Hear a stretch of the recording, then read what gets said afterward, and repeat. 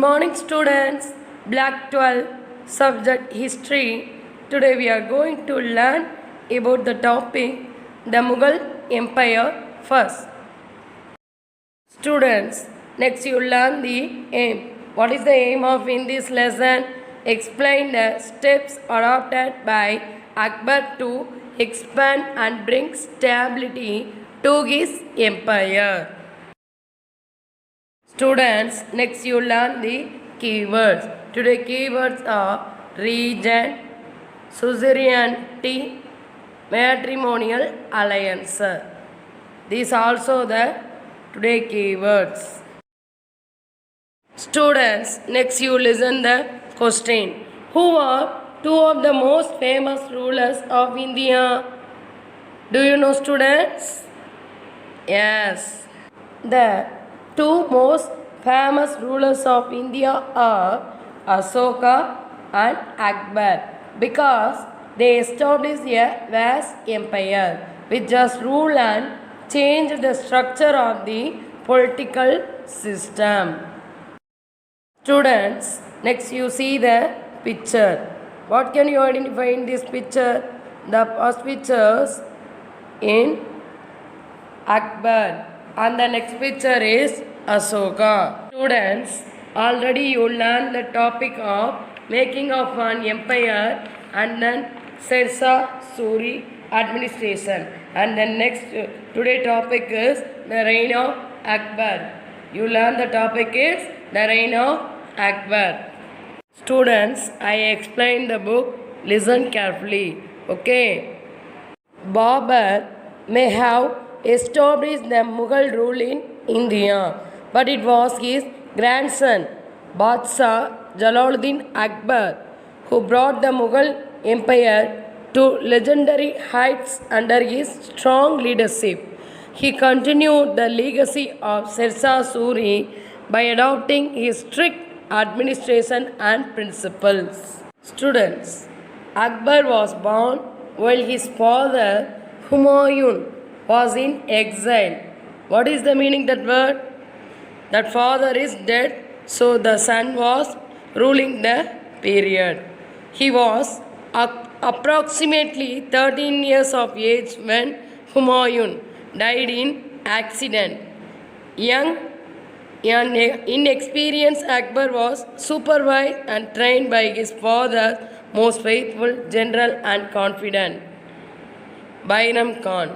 Students, after the news of Humayun's death, the ambitious emperor Humu, who had successfully captured the place of Agra and marched toward Delhi, Bairam Khan rose to challenge in defense of Delhi and defeated Humu in the second battle of Panipat in 1556.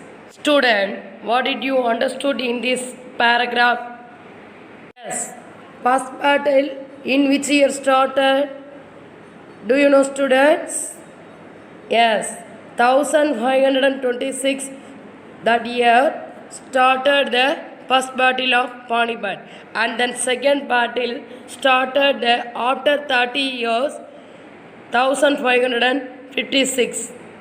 Bairam Khan continued to rule as a regent of Akbar till 1560. After 1560, Akbar continued to expand the Mughal Empire through various methods, including those of directly annexing regions such as Gujarat and Bengal, of forging alliances and of establishing indirect control. Students, next you use the strategy was that of winning the trust and loyalty of the Rajaputs, who helped Akbar establishing and control a large empire. His policies towards the Rajputs included forging matrimonial alliances with Rajput states such as Amber and Jodhpur, offering suzerainty to the Rajput rulers, that is, giving them the freedom over internal matters of their kingdoms in exchange for paying annual tributes to the emperor. annexing those who oppose his rule, and then forcing them to accept his sovereignty, appointing those Rajput rulers who accepted his sovereignty to high officials in imperial service and granting them the right to control or rule their own homeland was known as Wadan Jagir. Akbar also established indirect control over Deccan kingdoms such as Ahmednagar and Bijapur. He annexed these regions and then offered them independence in internal matters in return for accepting him as the sovereign and paying him tributes. Akbarnama and Ayani-Akbari. Akbar ordered to one of his close friends and countries, Abul Fazl, to write the history of his reign. Abul Fazl wrote a three-volume history titled Akbarnama. The first volume dealt with Akbar's ancestors. Ancestors mean generation. And then second volume recorded the events of Akbar's reign. And then third volume is the Ayani-Akbari. It deals with Akbar's administration, household, army, the revenues and geography of his empire. Students, Akbar was keen on a stable government, and he knew that in order to achieve this he would need the help of the local rulers and people to accept him as their ruler. Students, next I tell the one question. How did Akbar expand his empire? Loyal friends and guide, expansion policies. Loyal friends and guide, Bairam Khan plus Rajputs. And then expansion policies are direct attack, matrimonial alliances, indirect control. Students, I asking some question, listen carefully. Okay.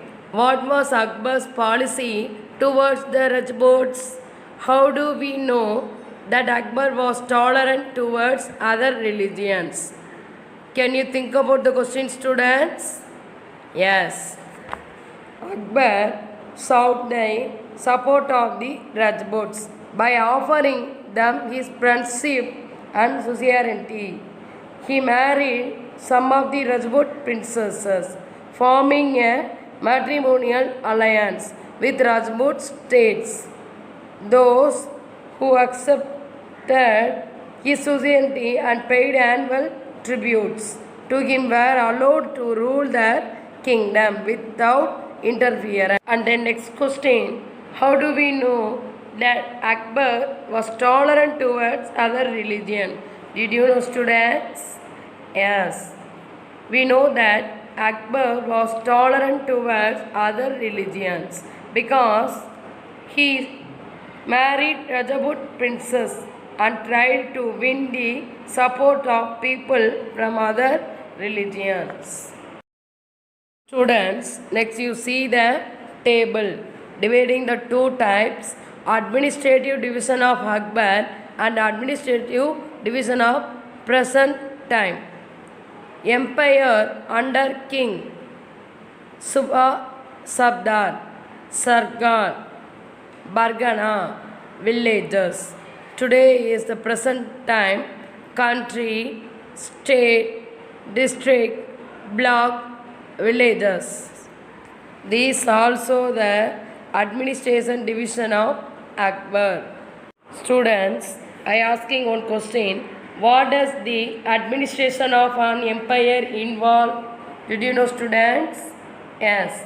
Administration involves looking after the day-to-day needs of people, protection of the empire and generation of the income for smooth functioning of the various departments. Thank you, students. You are observing the video and complete the worksheet.